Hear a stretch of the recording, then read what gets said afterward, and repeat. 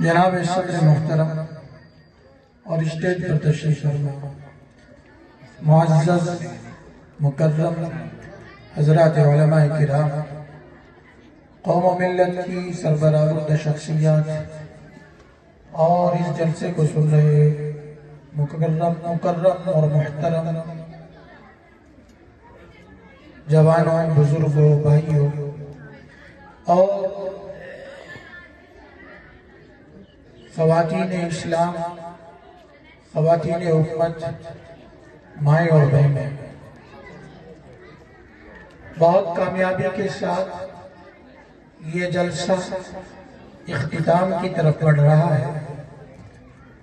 اور اصل پروگرام تو آپ کو اپنے بچوں کا سننا تھا۔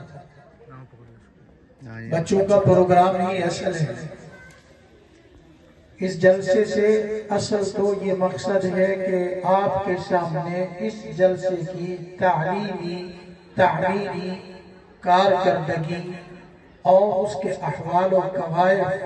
آپ کے سامنے آئیں، آپ کو اندازہ ہو کہ آپ کے بچوں پر کس نہج سے، کس انداز سے محنت کی جا رہی ہے، اور الحمدللہ آپ نے اندازہ کر لیا کہ کس بے خوفی کے ساتھ اور کس جرات کے ساتھ اور کس ہمت اور حوصلے کے ساتھ آپ کے چھوٹے چھوٹے بچوں نے دین کی بنیادی باتیں، دین کی بنیادی معلومات، توحید کی، عقیدہ ختم نبوت کی،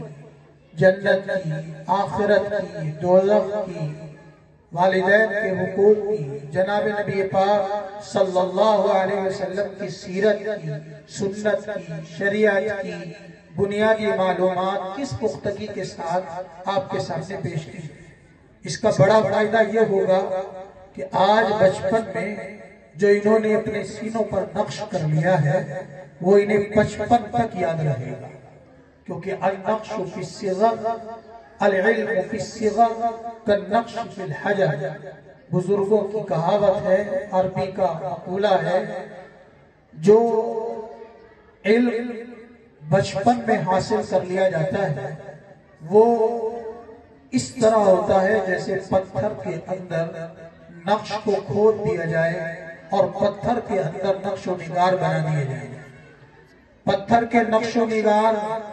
زمانے کی گردشوں سے مٹتے نہیں ہیں، زمانے کے طوفانوں سے، آندھیوں سے مٹتے نہیں ہیں، بارش برسات سے مٹتے نہیں ہیں،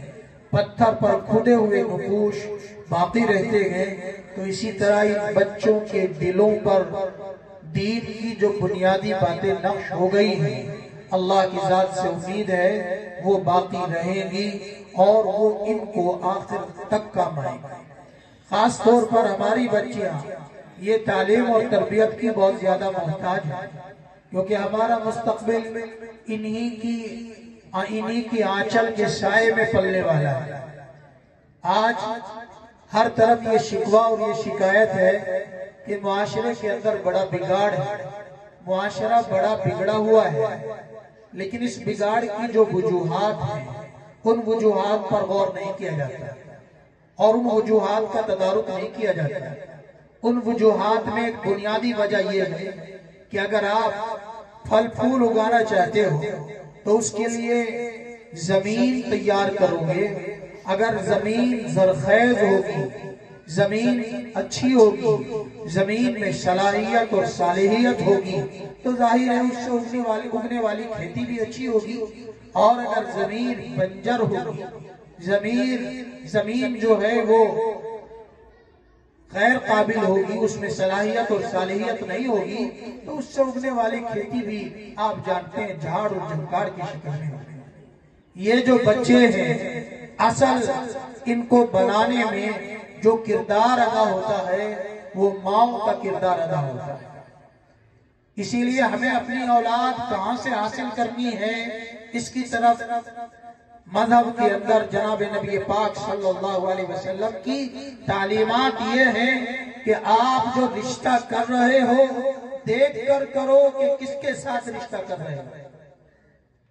جس بیٹی کو بہو بنانا چاہتے ہو ذرا دیکھ کر کرو،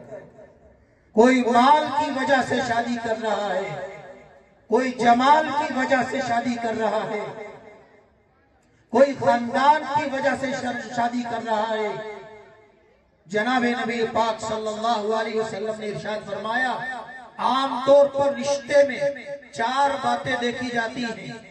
کوئی جمال کو دیکھتا ہے، کوئی مال کو دیکھتا ہے، اور کوئی خاندان کو دیکھتا ہے۔ اور جناب نبی پاک صلی اللہ علیہ وسلم نے فرمایا، کوئی بچی کی سیرت اور بچی کے کردار اور بچی کی دینداری اور بچی کے مذہبی تصورات اور بچی کی فکری تربیت، اس کو دیکھتا ہے۔ جناب نبی پاک صلی اللہ علیہ وسلم نے فرمایا، فَاظْفَرْ بِذَاتِ الدِّينِ، میری نصیحت تم کو یہ ہے کہ تم مال کو ترجیح نہ دو، جمال کو ترجیح نہ دو، تم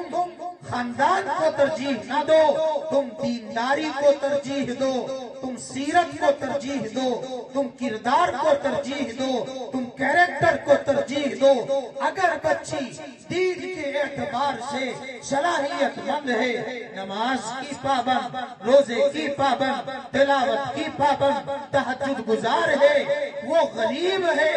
وہ بہت اونچے خاندان کی نہیں ہے، آپ اس سے رشتہ کرو، کیونکہ اس کے سائے میں پلنے والی اولاد جو ہے وہ دیندار اور نیک ہوگی۔ جیسی زمین ہوگی ویسی کھیتی نکلے گی۔ آج تو ہم مال دیکھتے ہیں، آج تو جس کے پاس بیٹا ہے وہ سمجھتا ہے کہ